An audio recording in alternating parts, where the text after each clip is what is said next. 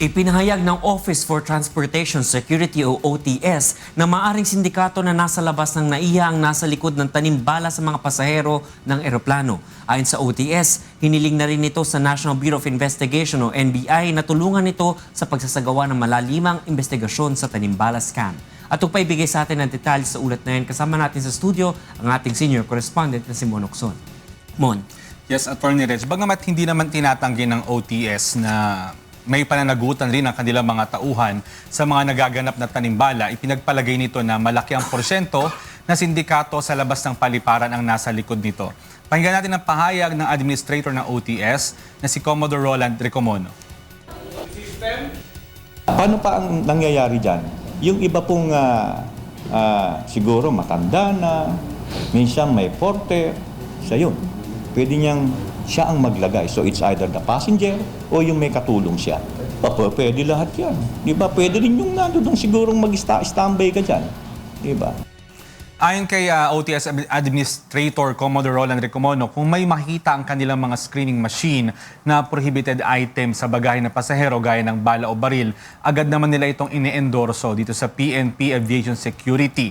Mula rito, wala nang jurisdiction ng kanilang mga screener at ipinapaubaya na sa aviation security ang paghalungkat sa questionableng bagahe. Ayon kay Ricomono, kung sila lamang ang susunod, kukumpiskahin lamang nila ang bala at pababayaan na lang makaalis ang pasahero. Subalit, mayroong umiiral kasi na batas sa PNP Aviation Security na kailangang kasuhan ang sino mang mahuhulihan ng ganitong uri ng prohibited items.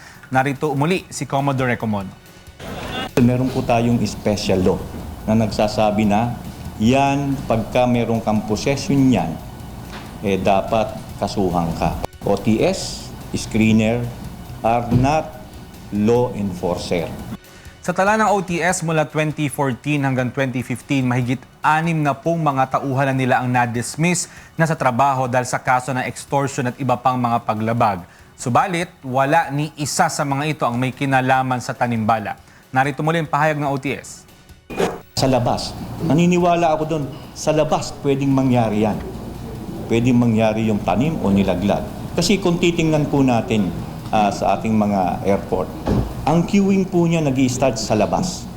Inamin ng OTS na wala itong kakayahang magsagawa ng malalimang investigasyon ukol sa tanimbala o laglagbala, kaya sinulatan na nito ang NBI para tumulong sa pag-iimbestiga. Ayon naman sa Manila International Airport Administration, kailangan ng matapos ang investigasyon, lalo na't marami sa mga natatrabaho at pasahero ang nadedemoralize. Narito ang spokesperson ng MIAA na si Dave De Castro. Many OTS screeners have already aired their side. Many of them are already demoralized by this issue. That is why at the soonest time possible, we want to conduct the investigations and to finish all the investigations na kailangan dito. Samantala, namigay ng sticker sa mga pasahero sa Airport Terminal 2 ang grupong migrante. Nakasulat dun sa sticker ang mga salitang "This bag is bulletproof" at "Stop Tanimbala". Ito raw ay isang paraan upang maingatan ng mga pasahero na mabiktima ng tanimbala scam sa mga paliparan. Narito yung pahayag ng ilan sa mga pasahero.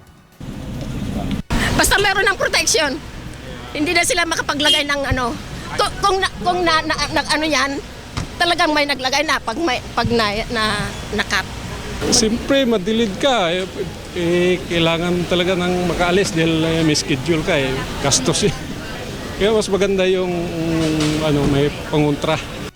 Marami sa mga pasahero ang kanya-kanya ng gawa ng paraan upang maingatan rin ang kanilang mga bagahe na malagyan o mataniman ng bala, Attorney Reg.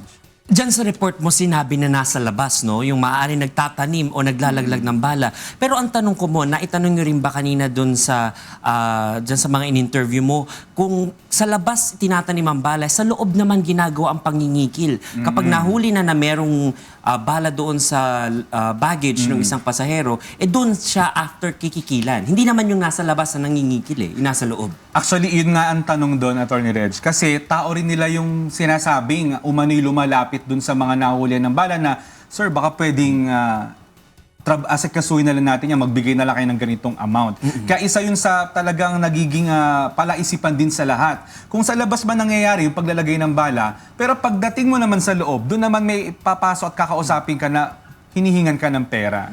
Mon, medyo halos isang buwan na itong issue na to mula nung unang pumutok. Bakit parang mabagal ang galaw ng MIAA? Nagkaroon na ba sila ng internal investigation dito sa matter na to? Or ngayon pa lang umaandar yung prosesong yun? Ang problema, Attorney Reg, walang nagfa-file ng kaso.